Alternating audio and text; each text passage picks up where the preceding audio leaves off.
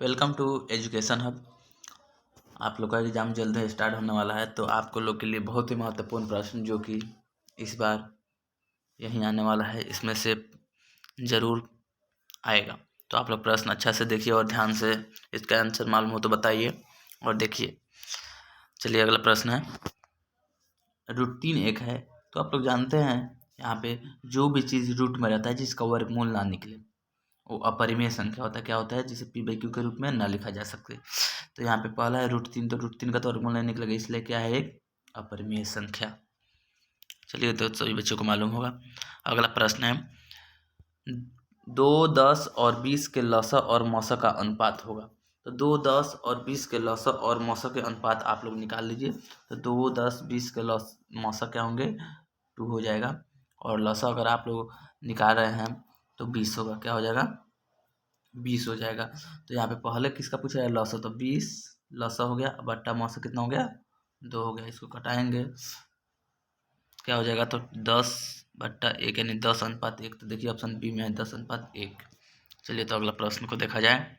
दो लगातार संख्याओं का मौसा क्या है? तो लगातार संख्या जब रहेगा हमेशा तो उसका मतलब आप लोग जानते हैं सअभाज्य संख्या होता है। क्या होता है? सअभाज्य संख्या, यानी कि 1 होता है। लगातार संख्याओं का मौसा क्या होता है? 1 होता है, याद रखिएगा हमेशा।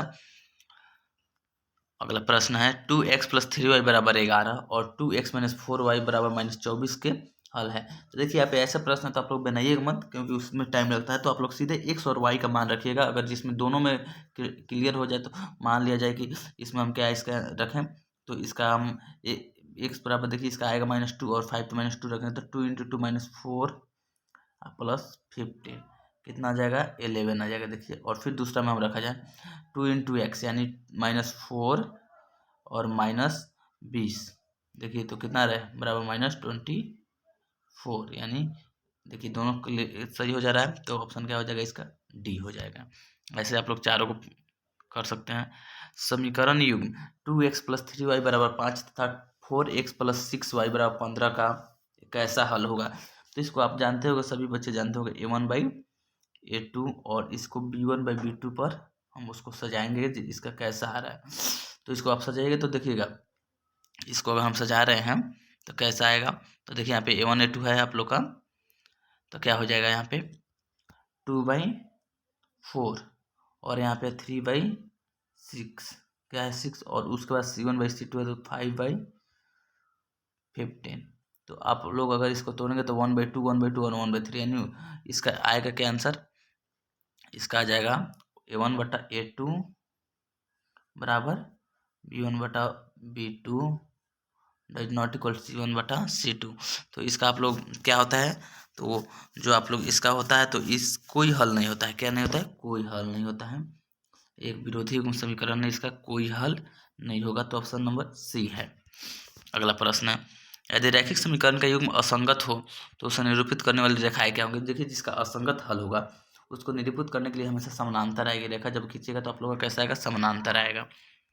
अगला प्रश्न है, यदि px बराबर x² - 3x - 4, px के एक शून्यक है, क्या है? तो आप लोग x² - 3x - 2 के शून्यक, तो आप लोग इस तरह भी अगर नहीं मालूम चले निकालने के लिए तो आप लोग सीधे वैल्यू रखकर भी पुट कर सकते हैं। आप लोग अगर इसका वैल्यू रखेंगे तो x = आएगा 4, क्या आएगा? 4, तो ऑप्शन बी में है। अगला प्रश्न है, यदि बहुपद x² - 9x + a के मूलों का गुणनफल 8 हो, यानी मूलों का गुणनफल अल्फा इंटू बीटा c/a होता है। क्या होता है? c/a, यानी इसका मान कितना दिया है? 8 दिया है। तो c का मान आप लोग को मालूम है a, और a का मान 1 यानी a बराबर क्या हो जाएगा? 8 हो जाएगा, जो ऑप्शन सी में है। अगला प्रश्न है, द्विघात बहुपद x² - 3x + 2 के शून्यक है। तो आप लोग इसको सॉल्व करके शून्यक निकाल लीजिएगा। तो आप लोग को सीधे आप लोग तोड़ सकते हैं x² + 2x + x + 2, तो इसमें से कॉमन लेंगे तो x कॉमन लेंगे तो x + 2 हो जाएगा, और फिर इसमें 1 कॉमन तो एक हो जाएगा -1, एक हो जाएगा -2, -1 -2 ऑप्शन ए में ही दिया है। देखिए ऑप्शन ए में ही दिया है -1 और 2। अगला प्रश्न है, यदि द्विघात समीकरण px² - 4x + 3 के मूल बराबर हो तो p का मान क्या होगा? आप लोग देखिएगा, जब भी आप लोग जब मूल बराबर हो कहेगा तो उसमें डी का मान 0 आना चाहिए। क्या आना चाहिए? डी का मान 0। तो इस पे जिस पे आप लोग इसको हल कीजिए तो इसका आंसर क्या आ रहा है आप लोग कमेंट में चाहिए। चलिए अगला प्रश्न है समीकरण 3√3x² plus 10x plus √3 equal to 0 का वियोजक होगा। तब लोग डी का फॉर्मूला तो सब जानते हैं, b² मीन्स 4ac यानी 100 माइनस √3 से 3 9 चौका 36। आप लोग इसको अगर घटाइएगा तो आ जाएगा 64। तो देखिए ऑप्शन सी में दिया है 64। अगला प्रश्न है के किस मान के लिए द्विघात समीकरण 9x² प्लस 3kx प्लस 4 के मूल समान हो। सेम वही प्रश्न डी इक्वल टू आप लोग 0 कर दीजिए। तो के किस मान के लिए, तो आप लोग इसमें के का अगर वैल्यू आप लोग निकालिएगा तो इस फार्मूला पे आप लोग इसका पहले बताए थे उस तरह रख के निकालिए तो इसका आंसर आएगा +-4। अगला प्रश्न देखा जाए समानांतर श्रेणी 5 8 11 14 डॉट डॉट डॉट का 10वां पद। तो 10वां पद के लिए आप लोग जानते होंगे जो भी पद निकालना हो उससे एक कम कर देगा, वही फॉर्मूला था a + 10 है तो 9d। आप लोग इस पर a का मान तो 5 दिया है, d का मान 8 में से 5 गया 3 हो जाएगा आप लोग, यानी 27 और 5 जोड़ेगा तो 32 आ जाएगा, यानी ऑप्शन ए हो जाएगा। अगला प्रश्न है प्रथम 200 प्राकृतिक संख्याओं का योग क्या होगा। तो आप लोग जानते हैं जो हाँ लगातार रहेगा प्रथम, तो n × n + 1 आप लोग उस पर निकाल सकते हैं। तो आप लोग उसको अगर सॉल्व कीजिएगा तो क्या आंसर आएगा, तो उसका आंसर आएगा बी नंबर। अगला प्रश्न है यदि p + 1 2p + 1 4p - 1 ap में हो तो p का मान क्या है। ap के होने के लिए यानी a2 - a1 फिर a3 - a2 इक्वल होना चाहिए। तो आप लोग इस पर कर सकते हैं तो 2p, चलिए आइए कर दे रहे हैं -p और +- 1 इक्वल टू होना चाहिए 4p - 1 -2p - 1। आप लोग अगर इस पर सॉल्व करिए इसका आंसर क्या आ रहा है, तो आप लोग इसको अगर सॉल्व करेंगे तो आंसर आएगा 2p का मान क्या आ जाएगा 2। अगला प्रश्न है किसी त्रिभुज ABC में कोण a बराबर 90 डिग्री, BC बराबर 13 और AB बराबर 12 तो AC का मान क्या होगा। तो आप लोग देखिए यहाँ पे कोण a 90 दिया है तो ABC आप लोग बना लीजिए, ये तो एक समकोण त्रिभुज हो जाएगा। सबसे अच्छा बना ही दे रहे हैं ए, और कोण ए जो कह रहा है 90 डिग्री मान लिया जाए इसको बी और इसको मान लिया जाए सी। तो यहाँ पे दिया है BC का मान 13 दिया है और AB का मान क्या दिया है 12। तो बहुत बच्चे कन्फ्यूज हो जाता है सीधे कर्ण मान लेते हैं, तो नहीं यहाँ पे देखिए कर्ण 13 दिया है और आधार दिया है 12, तो लम निकालना है तो √13² - 12²। आप अगर इसको सॉल्व कीजिएगा तो आंसर क्या आएगा, तो इसका आंसर आएगा √25 यानी 25 का मूल 5। अगला प्रश्न है त्रिभुज ABC में DE समानांतर BC एवं AD बटा DB बराबर 3/5 और AE बराबर 4.8 सेंटीमीटर तो इसी का मान है। तो आप लोग जानते हैं AD बटा DB जब समानांतर है तो क्या हो जाएगा AE बटा EC। आप लोग इस फॉर्मूला पे दोनों का वैल्यू 3/5/4 इसको क्रॉस मल्टीप्लिकेशन कीजिएगा और क्रॉस मल्टीप्लिकेशन कीजिएगा तो इसका आएगा आंसर 8 सी नंबर। अगला प्रश्न है एक समबाहु त्रिभुज ABC की एक भुजा 2A है तो इसकी ऊंचाई क्या होगी। तो ये और इजी है, तो ऊंचाई के लिए फॉर्मूला क्या होता है √3/2 × a, यानी a का मान है 2a, तो क्या हो जाएगा 2 से 2 कट गया यानी √3a, जो ऑप्शन बी में दिया गया है। अगला प्रश्न है बिंदु -5 4 की पाद से दूरी क्या होगी। यानी पाद से दूरी कह रहा है, क्या कह रहा है पाद से, यानी किस पाद में होगी, किस पाद में वो स्थित है।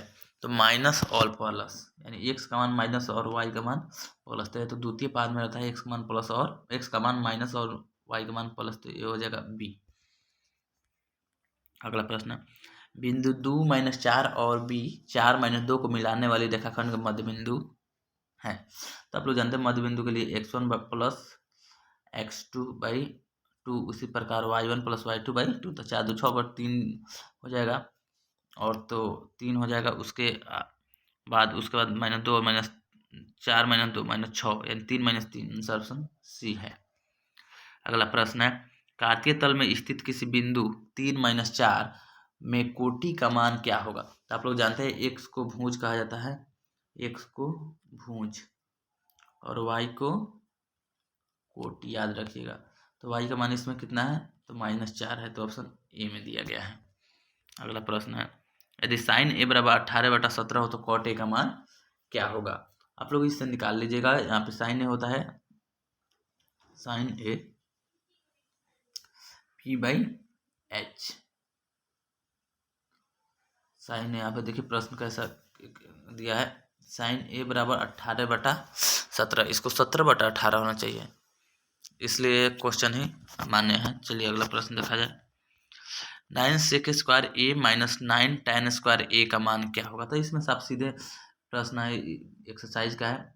तो सेक स्क्वायर 9 कॉमन लेंगे तो सेक स्क्वायर ए माइनस tan स्क्वायर ए इक्वल 1, तो 9 × 1 यानी 9, ऑप्शन बी हो जाएगा।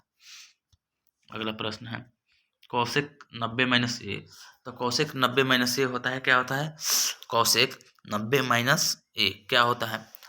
तो आप लोग जानते हैं tan कॉट में बदलता है, साइन कॉस में बदलता है, कौशिक सेक में बदलता है, तो ऑप्शन बी हो जाएगा सेक ए। अगला प्रश्न है, यदि अल्फा बीटा द्विघात बहुपद x² - 3x + 5 के मूल हो तो 1/α + 1/बीटा। तो आप लोग याद रखिएगा 1/α + 1/बीटा, इसको अगर फार्मूला भी होता है और आप लोग बट्टा का जोड़ करते हैं, अल्फा गुना बीटा नीचे आ जाएगा और ऊपर हो जाएगा अल्फा प्लस बीटा। आप लोग इस फार्मूला से निकाल लीजिएगा, तो इसका वैल्यू रख दिए -b/a और c/a। तो आप लोग इसका जो आंसर आएगा आप लोग देख लीजिए और आंसर बताइए कमेंट में। अगला प्रश्न है, एक द्विघात समीकरण का घात होगा। तो आप लोग रैखिक का 1 होता है, द्विघात का +2 होता है, हमेशा याद रखिएगा, तो ऑप्शन ए है। अगला प्रश्न है, बहुपद x² + 2x + 1 के एक शून्यक कौन है। तो इस पर आप वैल्यू पुट कीजिए, कौन आप पे किस पे 0 आ जा रहा है तो उसका आंसर वही हो जाएगा, तो ये हो जाएगा -1, ऑप्शन बी में है। अगला प्रश्न है, AP 2, 5, 8, 11 का 9वां पद क्या होगा। तो आप लोग इसके पहले बताए भी है, अगर 9वां पद निकालना है तो उसके एक नीचे का तो a + 8d। तो a का मान तो क्या है 2 है और d का मान 3 है, तो 8 × 3 = 24, 2 = 26, यानी ऑप्शन डी है। अगला प्रश्न है, एक समानांतर श्रेणी 4, 10, 16, 22, 28 का सार्वंतर क्या होता है। डी जानते हैं 10 - 4 यानी 6, आंसर हो जाएगा ऑप्शन ए में ही है। अगला प्रश्न है, किसी AP का दूसरा पद और पहला पद का अंतर क्या कहलाता है। दूसरा पद और पहला पद का अंतर सार्वंतर कहलाता है, यानी डी कहलाता है, कॉमन डिफरेंस, ऑप्शन बी है। अगला प्रश्न है, उस बिंदु का नियामक जो बिंदु 1, 1, 2, 3 को जोड़ने वाले रेखाखंड को 2:3 में विभाजित करती है। तो आप लोग इसमें M1 और M2 दिया गया है और x1, x2, y1, y2 दिया है। तो आप लोग उस बिंदु का नियामक निकालिएगा। एक प्रश्न थोड़ा बड़ा होगा, आप लोग इसको सॉल्व करके देख सकते हैं। ऑब्जेक्टिव में नहीं पूछना चाहिए लेकिन पूछ दिया गया है, यहाँ पे ऐसा पूछ दिए तो आप लोग सॉल्व करके ही बनाइएगा। चलिए अगला प्रश्न है, बिंदु -3, 4 की दूरी मूल बिंदु से क्या होगी। तो मूल बिंदु से दूरी के लिए फॉर्मूला था √x1 का होल स्क्वायर प्लस y1 का, यानी x ले लो उसको, x² प्लस y²। तो √3 का स्क्वायर 9 और 4 का स्क्वायर 69, 25 का वर्गमूल 5 यानी +5 यानी डी हो गया ऑप्शन। अगला प्रश्न है, सरल रेखाएं x = -2 और तथा y = 3 का कटान बिंदु क्या है। तो इस दोनों का कटान बिंदु क्या होगा, तो कहाँ कट करेगा। तो आप लोग इसका अगर कटान बिंदु निकालिएगा तो -2 और 3 होगा, यानी कि उस लिखा जाता है जहाँ इसका है तो 2 और -3 आप लोग पहले x लिखा था उसके बाद ही y लिखा था, याद रखिएगा। अगला प्रश्न है, चक्रीय चतुर्भुज के सम्मुख कोणों का योग। तो हमेशा याद रखिए चक्रीय चतुर्भुज के सम्मुख कोणों का योग 180 डिग्री होता है, जो ऑप्शन सी में है। अगला प्रश्न है, दो समान कोणिक त्रिभुजों को उनकी संगत भुजाओं को अनुपात 100 समान रहा था, वो किसने कहा था। तो आप लोग जानते हैं कौन सा पर में है, तो थेल्स पर में है, जो ऑप्शन सी में है। यदि दो समरूप त्रिभुज ABC और DEF इस प्रकार है कि 2AB = DE तो BC = 8, तो EF का मान क्या होगा। तो समरूप त्रिभुज तो उनके भुजाओं का अनुपात भी बराबर होगा, तो भुजाओं का अनुपात बराबर होगा, तो आप लोग उसको अगर क्रॉस मल्टीप्लिकेशन करता है 8 to the 16 answer option A होगा। निम्नलिखित रैखिक समीकरणों में से किस समीकरण युग्म का अद्वितीय हल संभव है। किसमें से इसका अद्वितीय हल संभव हो सकता है। तो आप लोग जानते हैं कि अद्वितीय हल के लिए क्या होता है। तो आप लोग यहाँ पे देखिए इसका अद्वितीय हल किसका होगा। तो अद्वितीय हल आप लोग निकालिएगा तो यहाँ पे हो जाएगा सी का। अगला प्रश्न है, यदि x + y = 7 और 5x + 12y = 7 तो x का मान क्या होगा। तो आप लोग इसमें से विलोपन भी से आप लोग ध्यान से निकाल दीजिए x, तो x का मान क्या होगा, वो निकाल लीजिए तो इसका आंसर क्या आ जाएगा। आप लोग इसमें से कोई नहीं आएगा। देखिएगा, जब दो संख्याएं जो रेखाएं समपाती हो तो इन युग्मों को हल होते हैं। जब हमेशा समपाती हो तो उसका हल कैसा होता है, तो उसका हल अनंत होता है। याद रखिए, समपाती हो तो अनंत। अगला प्रश्न, sine square theta plus cos square theta, तो आप लोग जानते हैं फॉर्मूला है 1। अगला प्रश्न है कॉस 90 माइनस ए, अभी बताया इसके पहले भी, कॉस 90 माइनस ए है तो साइन में बदल जाता है, तो साइन ए हो जाएगा। अगला प्रश्न देखा जाए, tan square theta minus sec square theta बराबर 1 होता है। क्या होता है? 1 नहीं। आप लोग देखिए, सभी बच्चे इसी तरह भूल करते हैं। तो sec square theta minus tan square theta बराबर 1 होता है। Sec square theta minus tan square नहीं होता है, cosec square theta minus cot square theta बराबर sec square theta minus tan square theta, तो इसको माइनस पलट जाएगा तो -1, ऑप्शन डी है। निम्नलिखित में से कौन द्विघात बहुपद है जिसके शून्यकों का योग -3 और गुणनफल 2 हो। आप लोग फॉर्मूला मालूम है, x square minus alpha plus beta into x, तो माइनस माइनस प्लस, तो x square plus 3x plus 2। देखिए यहाँ पे किस में है option, x square plus 3x plus 2 किस में है, तो ऑप्शन ए में ही है। अगला प्रश्न है एक्स स्क्वायर माइनस 9 का, तो जानते हैं एक्स स्क्वायर बराबर 9 जाएगा उधर, तो तीनों तो एक्स प्लस माइनस तीन हो जाएगा, वर्गमूल निकलेगा, तो यहाँ पे ऑप्शन सी में है। अगला प्रश्न है यदि A X square plus B X plus C बराबर 0 के समीकरण मूल समान हो, तो अब इससे पहले बताया डी इक्वल टू 0 होना चाहिए, तो उसका मूल समान होता है। तो इसका फार्मूला सीधे क्या हो जाएगा, तो बी से तो पूरा 0 हो जाएगा, तो -b/2 है। देखिए कहाँ है, तो ऑप्शन डी में है। अगला प्रश्न, बिंदु -4 3 की स्थिति किस पाद में है, तो आप लोग बता दीजिए। एक्स का मान माइनस और वाई का मान प्लस, द्वितीय पाद है, तो ऑप्शन बी है। अगला प्रश्न है मूल बिंदु से P3-4 की दूरी क्या होगी, तो वही है √x² प्लस वाई का होल स्क्वायर, तो 5 आएगा, ऑप्शन डी है। इसका क्या होगा, डी। कार्तीय तल में किसी बिंदु 5-4-5 की कोटि का मान क्या होगा, तो x को भुज और y कोटि, तो -5 होगा। तो ऑप्शन में देखिए कहाँ है, तो यहाँ पे देखिए 5 दिया, तो नहीं, आप लोग मारिएगा तो इसका कोई नहीं होगा। कोटि का मान क्या हो जाएगा, -5। अगला प्रश्न है निम्नलिखित में से कौन सा परिमेय संख्या है, तो आप लोग देखिए इसमें परिमेय माइनस अपरिमेय परिमेय होता है। ये तो √5 अपरिमेय है, 2√3 से √3 कट गया और 2, तो यहाँ पे सी और डी दोनों है, क्या है, दोनों होगा, देख लीजिए यहाँ पे। अगला प्रश्न देखा जाए, यदि दो संख्याओं का एलसीएम 15 हो, एलसीएम 90 हो, तो संख्याओं का गुणनफल क्या होगा, तो आप लोग दोनों संख्याओं का गुणनफल जानते हैं, लसा गुने मसा यानी 90 × 15। आप लोग गुना कर सकते हैं, जितना आएगा वो आंसर बताइए